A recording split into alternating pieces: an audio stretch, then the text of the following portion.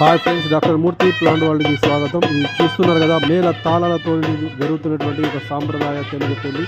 ఇందులో ఇక్కడ చూశారు కదా, ఇక్కడ కొన్ని కొమ్మలు పెట్టారు. వీటిని పాలపల్ల చెట్టు అని పిలుస్తారు. శాస్త్రీయంగా వీటిని మానిలికార ఎగ్జాండ్రా అని పిలుస్తారు. మామూలుగా దీని నుంచి ఉన్నటువంటి సపోర్టివ్స్ కుటుంబానికి చెందిన చెట్టు ముఖ్యంగా ఉత్తర తెలంగాణ ప్రాంతం మరియు ఆంధ్ర, రాయలసీమలో ఎక్కువగా ఉంటుంది. ముఖ్యంగా ఉత్తర తెలంగాణలో జరిగేటువంటి ఈ యొక్క పెళ్లిలో వీటిని పూజించడం జరుగుతూ ఉంటుంది. పందిర్లాగా వేస్తారు, పాల పొరకగా వ్యవహరిస్తారు. చూశారు కదా, మన సాంస్కృతిక సాంప్రదాయాల్లో కూడా మనకి విడలేనటువంటి యొక్క అనుబంధం ఉన్నటువంటి చెట్టు ఈ పాల చెట్టు.